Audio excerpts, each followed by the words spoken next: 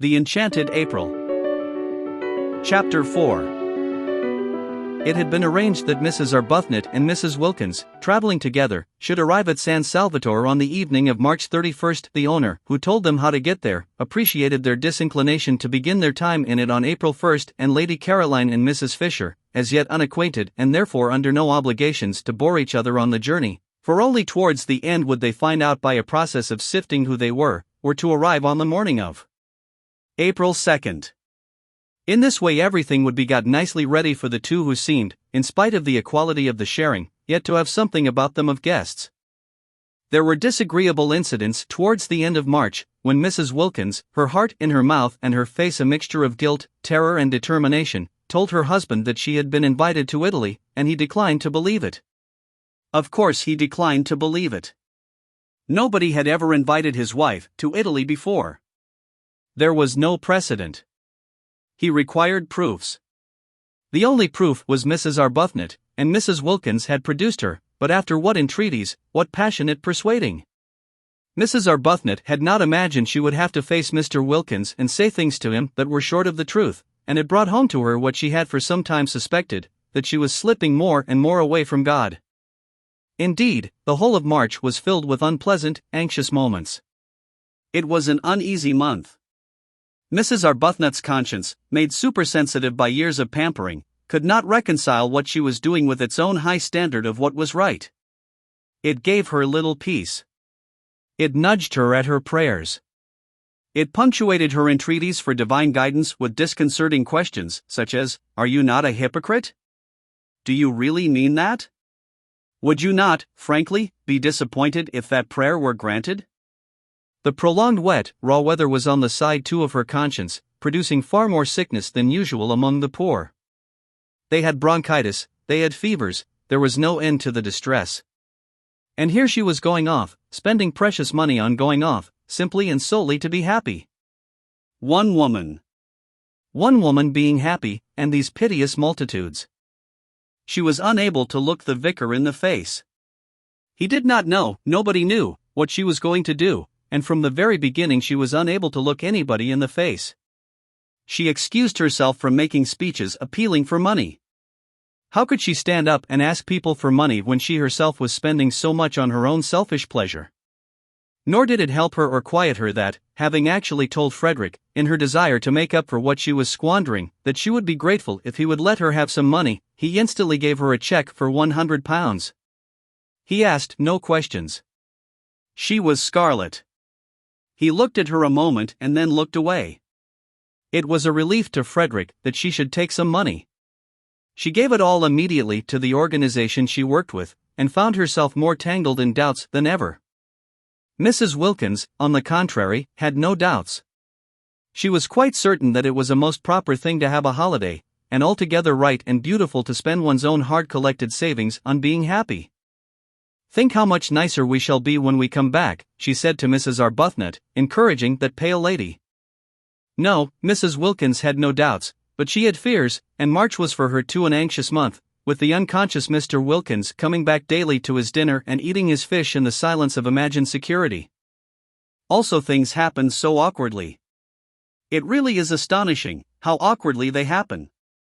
Mrs. Wilkins, who was very careful all this month to give Mellish only the food he liked, buying it and hovering over its cooking with a zeal more than common, succeeded so well the Mellish was pleased, definitely pleased, so much pleased that he began to think that he might, after all, have married the right wife instead of, as he had frequently suspected, the wrong one.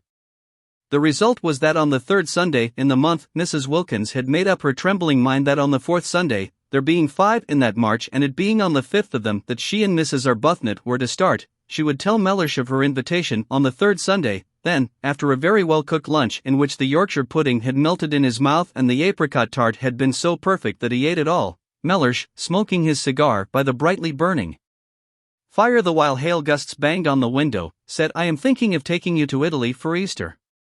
And paused for her astounded and grateful ecstasy. None came.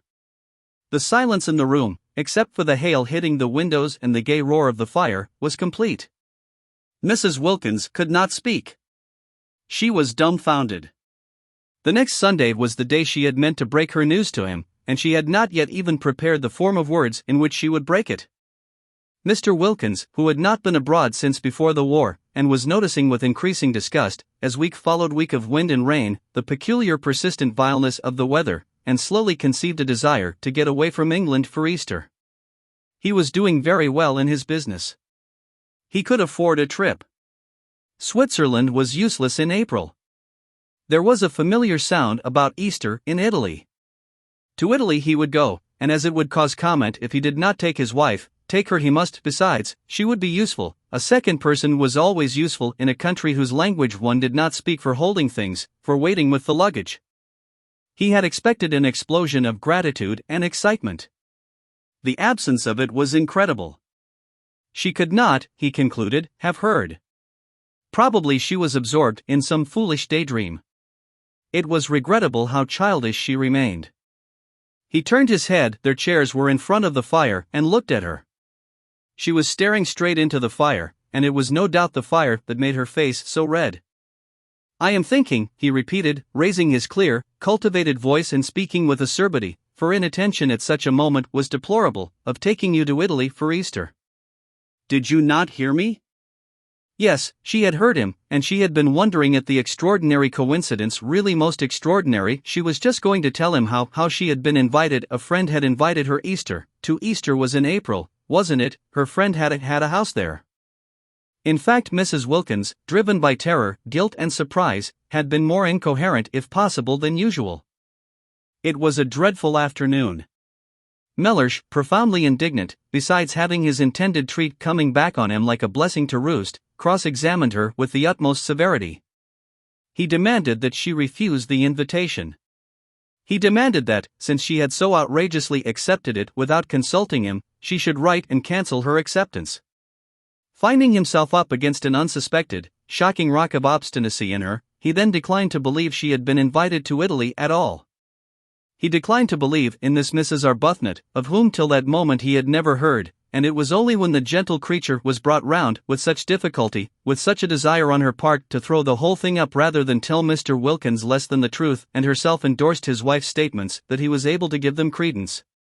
He could not but believe Mrs. Arbuthnot. She produced the precise effect on him that she did on tube officials. She hardly needed to say anything. But that made no difference to her conscience, which knew and would not let her forget that she had given him an incomplete impression. "Do you," asked her conscience, "see any real difference between an incomplete impression and a completely stated lie?" God sees none. The remainder of March was a confused bad dream. Both Mrs. Arbuthnot and Mrs. Wilkins were shattered. Try as they would not to, both felt extraordinarily guilty, and when on the morning of the 30th they did finally get off, there was no exhilaration about the departure, no holiday feeling at all. "We've been too good, much too good," Mrs. Wilkins kept on murmuring as they walked up and down the platform at Victoria, having arrived there an hour before they need have, "and that's why we feel as though we're doing wrong. We're browbeaten, we're not any longer real human beings. Real human beings aren't ever as good as we've been. Oh," she clenched her thin hands, "to think that we ought to be so happy now, here on the very station, actually starting, and we're not, and it's being spoilt for us just simply because we've spoilt them. What have we done, I should like to know," she inquired of Mrs. Arbuthnot indignantly, "except for once want to go away by ourselves and have a little rest from them?" Mrs. Arbuthnot, patiently pacing, did not ask who she meant by them, because she knew. Mrs. Wilkins meant their husbands, persisting in her assumption that Frederick was as indignant as Mellersh over the departure of his wife, whereas Frederick did not even know his wife had gone. Mrs. Arbuthnot, always silent about him, had said nothing of this to Mrs. Wilkins. Frederick went too deep into her heart for her to talk about him. He was having an extra bout of work finishing another of those dreadful books, and had been away practically continually the last few weeks, and was away when she left. Why should she tell him beforehand?